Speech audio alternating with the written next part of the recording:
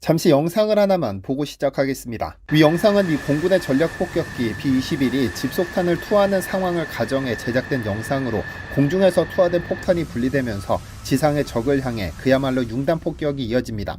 무서운 일이지만 이 확산탄은 아군도 적군도 군인도 민간인도 남녀노소도 가리지 않고 모조리 쓸어버립니다. 괜히 악마의 무기라 불리는 것이 아닙니다. 소위 최첨단 무기를 보유한다는 것은 이를 사용하기 위함이 아니라는 점은 잘 알고 계실 겁니다. 이러한 무기들을 보유하는 것 자체로 적의 도발에 억지력을 발휘하기 때문에 함부로 공격할 엄두를 내지 못하도록 겁을 주는 것이 주요 목적입니다. 보유 자체로 안보와 직결되는 것이죠.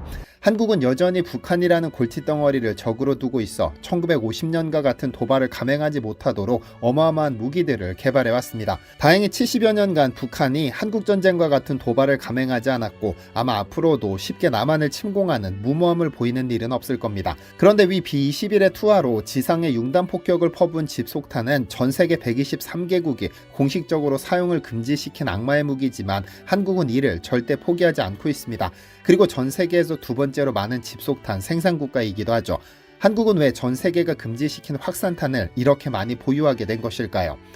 혹시 2008년 9월에 개봉한 영화 신기전을 기억하시나요? 그런데 이 신기전이라는 무기는 영화를 위해 창조한 무기가 아니라 실제로 존재했던 무기입니다. 다만 일부 네티즌들이 신기전은 전 세계 최초의 미사일로 알고 있지만 이는 사실은 아닙니다.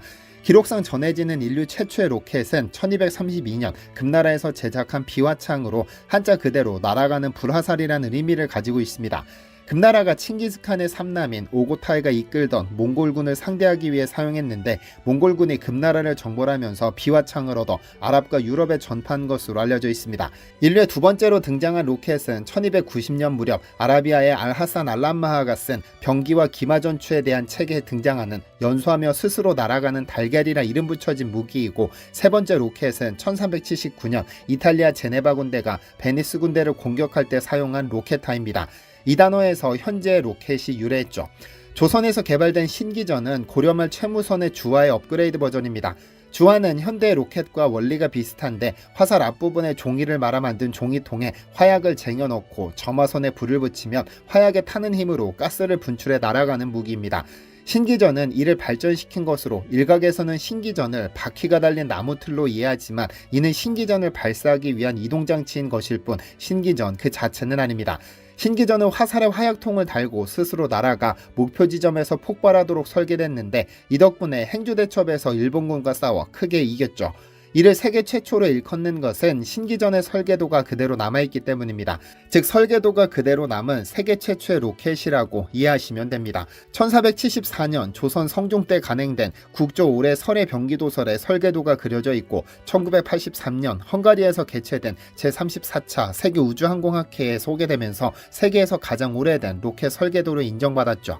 그리고 한국은 신기전의 DNA를 고스란히 간직한 천무를 개발해 전 세계 곳곳에 수출하며 전쟁 억지력을 발휘하고 있습니다.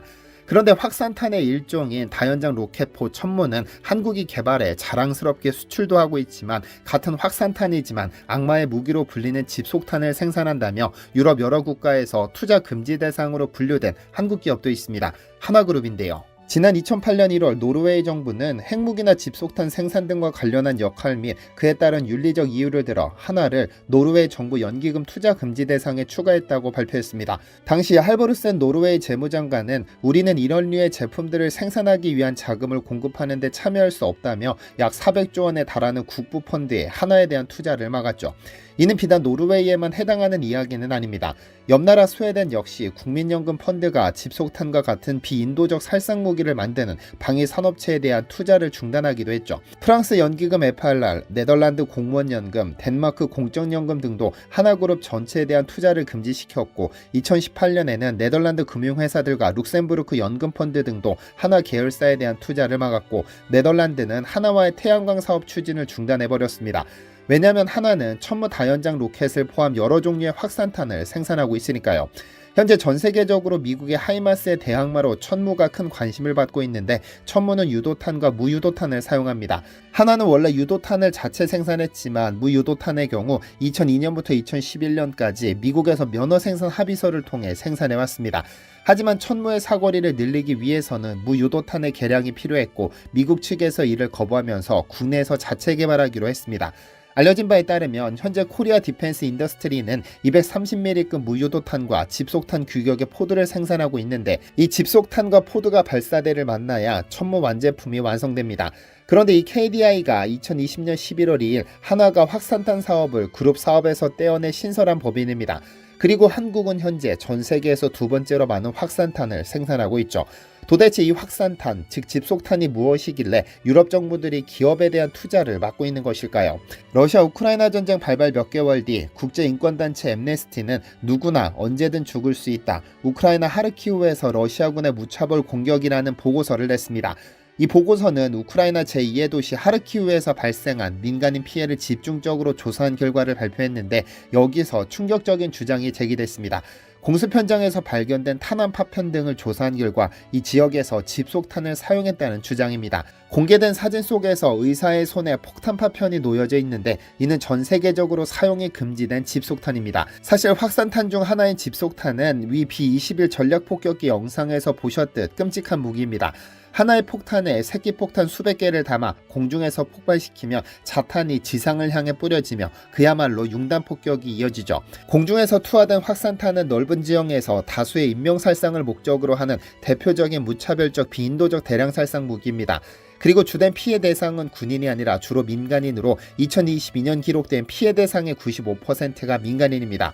그야말로 불특정 다수를 향해 무차별적인 피해를 야기하는데 러시아가 집속탄을 우크라이나에서 사용한 증거가 발견된 겁니다. 물론 이후 미국도 러시아군을 효과적으로 상대하라며 우크라이나에 집속탄을 제공하기도 했죠. 그런데 이 집속탄은 전 세계 약 123개국이 사용, 생산, 비축, 이전을 전면 금지하고 재고분을 폐기하기로 합의한 확산탄 금지 협약의 주인공입니다. 2006년 레바논 전쟁에서 이스라엘은 레바논을 침공해 개전 72시간 동안 약 400만 개의 자탄을 투하해 민간인 273명과 해체요원 57명이 목숨을 잃거나 부상을 입었습니다. 이에 국제적으로 민간인 피해에 대한 우려가 제기됐고 2007년 2월 전 세계 46개국 대표가 노르웨이 오슬로에 모여 오슬로 선언을 발표했죠. 오슬로 조약에는 현재 123개국이 서명한 상황이지만 러시아, 우크라이나, 미국 등은 이 협약에 가입하지 않았습니다. 이 세 개 국가가 가입하지 않으며 러시아가 우크라이나에 집속탄을 사용했고 우크라이나는 그 반대급부로 집속탄을 러시아에 사용하기 위해 미국에 지원해달라고 요청해왔고 미국이 집속탄을 우크라이나에 지원한 겁니다. 다만 서명국들은 이 협약을 적극적으로 이행 중입니다. 일례로 2021년 영국, 독일, 이탈리아, 일본, 프랑스 등 37개국이 비축한 확산탄을 전량 폐기했고 불가리아, 페루, 슬로바키아 등은 2022년부터 4,166개 비축 집속탄과 자탄 13만 4,598개를 폐기시켰습니다. 그런데 한국은 전 세계에서 손꼽히는 선진국임에도 이 협약에 가입하지 않았습니다. 왜냐하면 북한과 대치 중엔 전 세계 유일의 분단 국가라는 특수성 때문인데요. 확산탄이 국제인도법과 국제조약으로 금지되고 있음에도 한국이 이를 계속 전투 예비 탄약으로 비축하는 가장 큰 이유가 북한이라는 의미입니다. 한국은 2023년 확산탄 도입 예산으로 2,127억 원을 편성했는데 북한의 장사정포, 지상군 및 전차 및 장갑차 타격 능력을 향상시키기 위해 확산탄을 지속적으로 비축하고 있죠. 다만 확산탄 금지 협약의 가입 여부를 떠나 국제사회는 인도주의적 차원에서 확산탄의 사용에 깊은 우려를 표하고 있으며 한국이 독단적인 확산탄 정책을 펼친다면 국제사회의 비난을 피할 수는 없을 겁니다. 앞으로 한국은 어떤 정책을 펼쳐야 할까요? 시청해주셔서 감사합니다. 디시멘터리에서는 여러분의 제보를 기다립니다. 제 채널에서 다뤘으면 좋겠는 뉴스 또는 널리 알려졌으면 하는 영상은 디시멘터리 네이버.com으로 보내주시면 소중히 제작하겠습니다. 시청해주셔서 감사합니다.